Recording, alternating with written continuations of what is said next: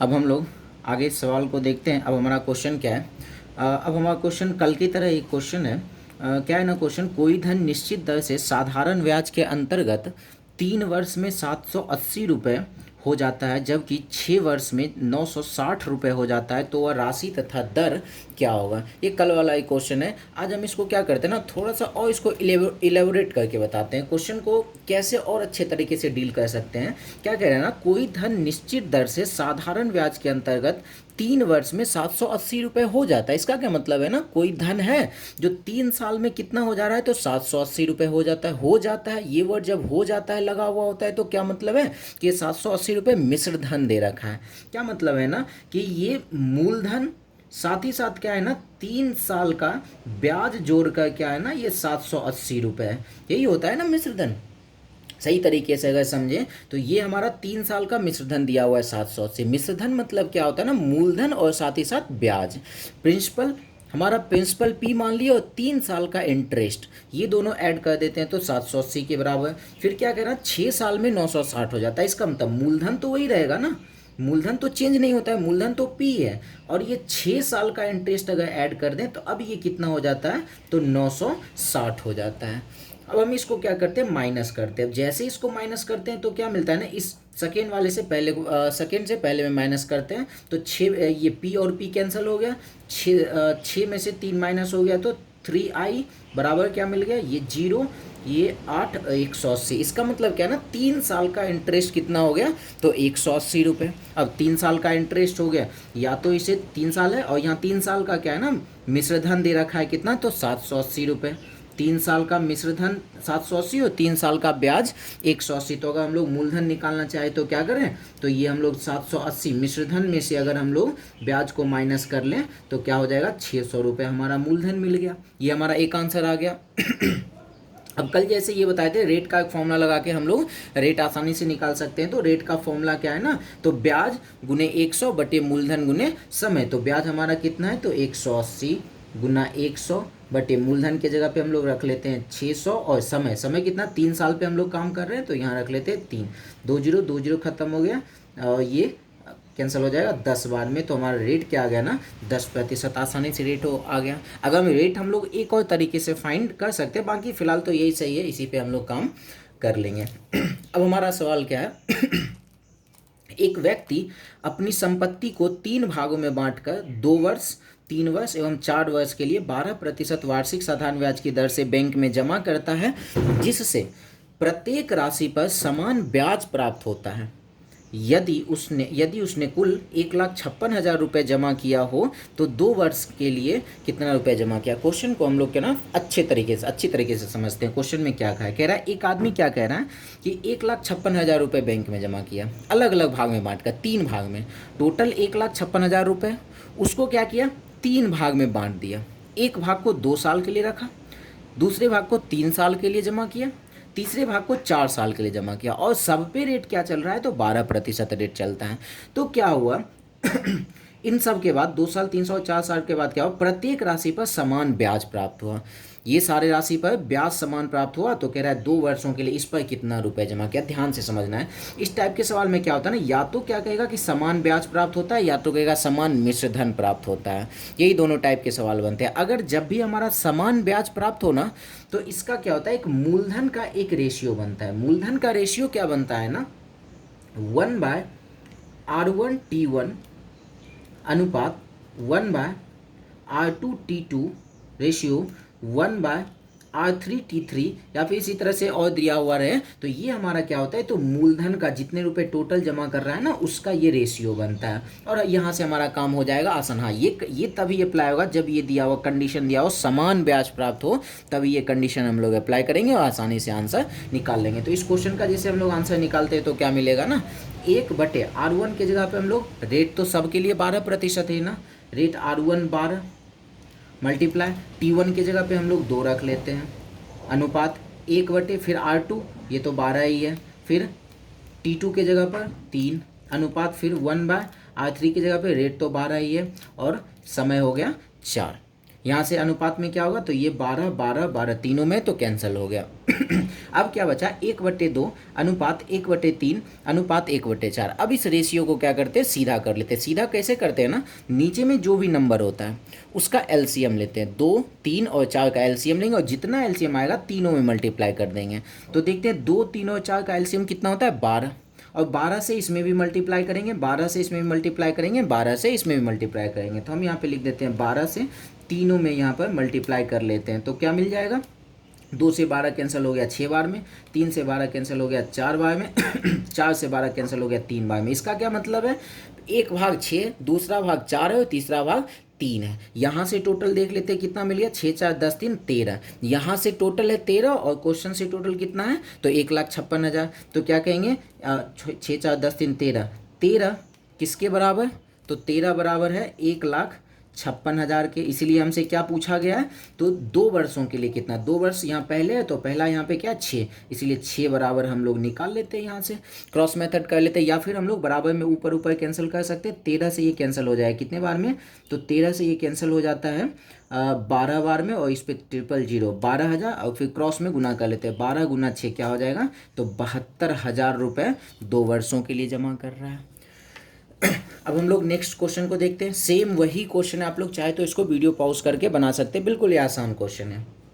ये कह रहा है एक व्यक्ति 18,000 रुपये को 2 भागों में बांटकर क्रमशः 8% एवं 10% साधारण ब्याज की दर से क्रमशः 5 वर्ष एवं 6 वर्ष के लिए कर्ज देता है। तो प्रत्येक भाग का साधारण ब्याज समान हो जाता है, तो 8% की दर से कितना उधार दिया जाएगा। सेम वही बात है ना, साधारण ब्याज जैसे ही समान हुआ, यहाँ भी वही करना है, 1/R1T1। हाँ, यहाँ पे 2 भागों में ही बांटा जा रहा है, तो क्या करेंगे, 1/R1T1 रेशियो 1/R2T2 कर लेते हैं। तो यहाँ हम डायरेक्ट हम लोग काम करेंगे 1/R1T1। R1 कितना लेते हैं, तो 8%, और T1 कितना ले लेते हैं, तो पहला टाइम है 5, 8 गुना 5 कितना हो गया, तो 40 हो गया अनुपात। फिर दूसरा 1/R2T2, R2 है 10 और T2 कितना है 6, दूसरा रेट और दूसरा टाइम ले लेते हैं, हो गया 60, दोनों रख लिए, ये कैंसिल ये कैंसिल, ये 2 से 2 बार में, 2 से 3 बार में। अब क्या मिला, 1/2 अनुपात 1/3। फिर से वही काम करते हैं, 2 और 3 का एलसीएम लेते हैं और 6 आ गया, 6 से दोनों में मल्टीप्लाई कर देते हैं, या फिर ये भी काम कर सकते हैं, क्रॉस में मल्टीप्लाई करते हैं, 1 गुना 3 3,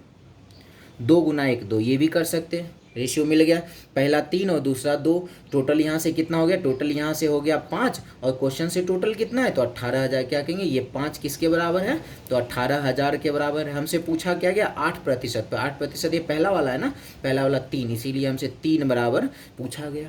वही काम फिर से करते, कैंसिल करने का, 5 से बराबर में ऊपर कैंसिल कर लेते हैं, ये 5 दिया 15 और 3 36, 3600 बार में कट गया, 3600 क्रॉस में गुना कर लेते, 3600 गुना 3 क्या हो जाएगा, तो 10,800 रुपये हो जाएगा।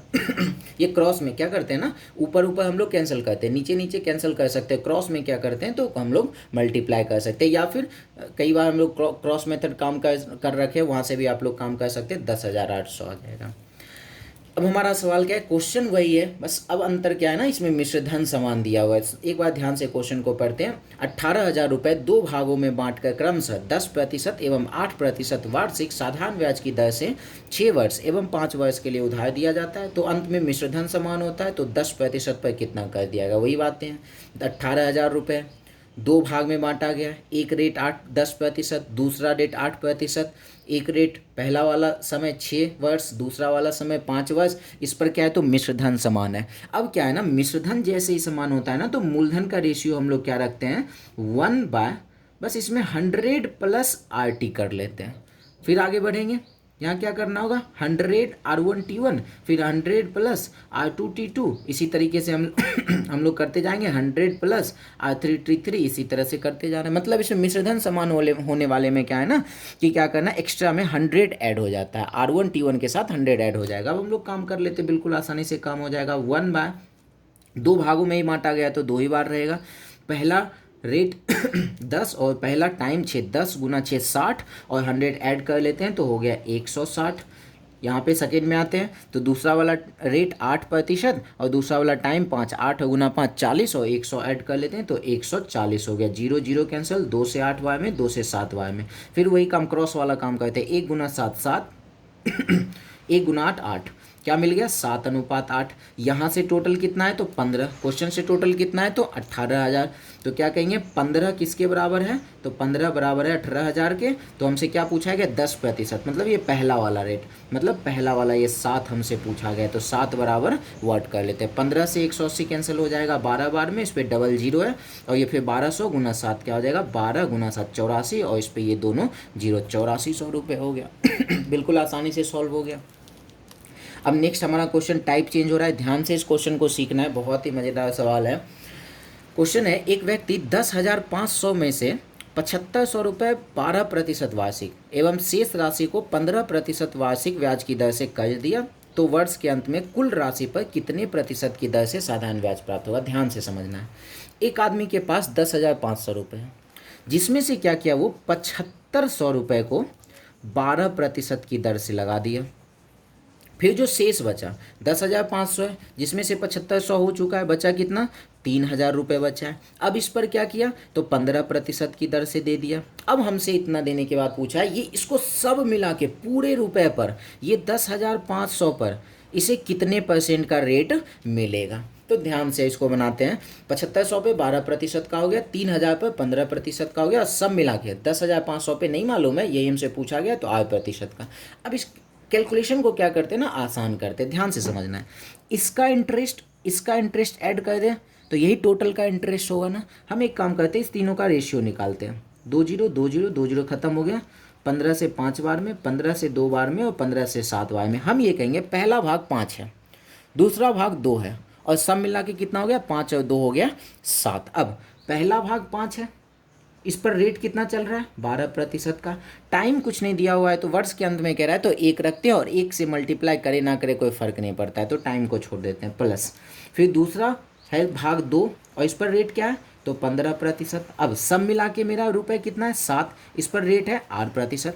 पहले तो तीनों में प्रतिशत है, तीनों का प्रतिशत हो गया खत्म। बचा क्या 12 पचे 60, 15 गुना 2 30, 60 और 30 हो गया 90, और बराबर में हो गया 7R। आर बराबर क्या हो जाएगा तो 90/7%। इसको पूर्णांक में अगर हम लोग लेते हैं तो 12 गुना 7 84, 6 90, 12/6/7% हो गया। बिल्कुल आसानी से सॉल्व हो गया। अगर हम लोग 7,500 3,000 10,000 लेकर चलते तो कैलकुलेशन मेरा बढ़ जाता। कैलकुलेशन से बचने के लिए ऐसा काम हम लोग कर रखे हैं। तो अब हम लोग आगे बढ़ते हैं, नेक्स्ट सवाल देखते हैं है क्या।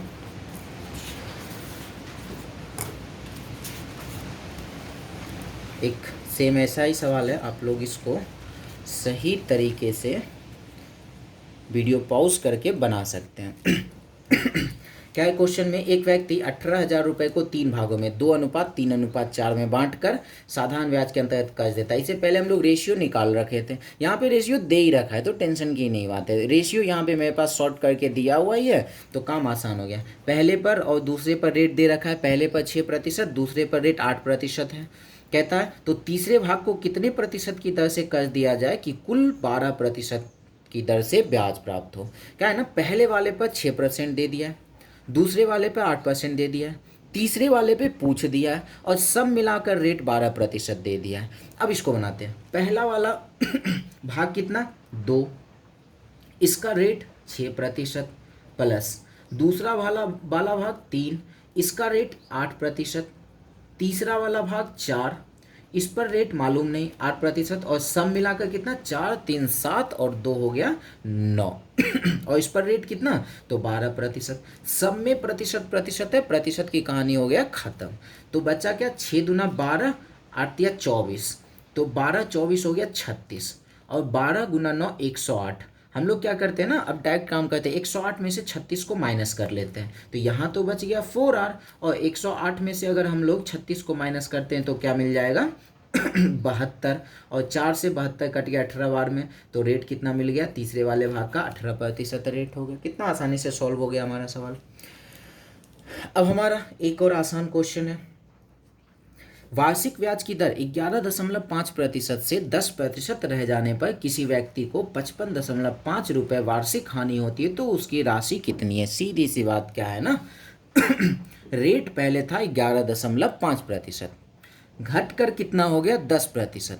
जैसे ही रेट घटता है ना, ब्याज भी घट जाएगा। तो वही ये कहा है 55.5 की हानि हो रही, इसका मतलब 55.5 से कम ब्याज मिला। तो हम ये देखते हैं यहाँ से 55.5 कम ब्याज मिला। क्वेश्चन से यहाँ देखते हैं 11, पहले था 11.5, अब कितना हो गया 10, कितना कम हुआ, तो 1.5% कम हुआ। यहाँ लिखते हैं, बीच में लिखते हैं 1.5% कम हुआ, और रुपए से कितना कम हुआ, तो 55.5 कम हुआ। सीधी सी बात है, यहाँ से हम अधिक हो, हानि हो या लाभ हो, दोनों के रेट के बीच का अंतर ही रखना होता है, डिफरेंस ही रखना होता है। इसलिए हमसे पूछा हुआ राशि, तो 100% बराबर व्हाट, क्रॉस मेथड कर सकते हैं, या फिर हम लोग क्या करते हैं ना, एक बात ध्यान में समझना, हम लोग इसको इसे और इसे काट सकते हैं, या फिर ऊपर ऊपर काट सकते हैं, या फिर नीचे नीचे काट सकते हैं, क्रॉस में मल्टीप्लाई कर सकते हैं। अब ये हमारा डायरेक्ट सॉल्व हो जाएगा। इसमें भी एक अंक के बाद पॉइंट, इसमें भी एक अंक के बाद पॉइंट, पॉइंट हो गया खत्म। यहाँ इस दोनों को कैंसिल कर सकते हैं 5 से 3 बार में, 5 से 20 बार में। जैसे कोई बटे में रहता है ना, 4/8 है तो इसको कैंसिल कर सकते हैं, वही चीज़ें यहाँ समझना है। फिर 3 से बराबर में ऊपर ऊपर तो हम लोग काट ही रहे थे, यहाँ इसको कैंसिल करते हैं तो ये हो जाएगा 18 × 3 = 54, 185 बार में कट जाएगा। फिर क्रॉस में गुना करते हैं, यहाँ तो कुछ नहीं बचा है, तो 185 × 20 कर लेते हैं, क्या मिल जाएगा, तो 5 × 2 10, और ये 3700 इसका मूलधन हो गया।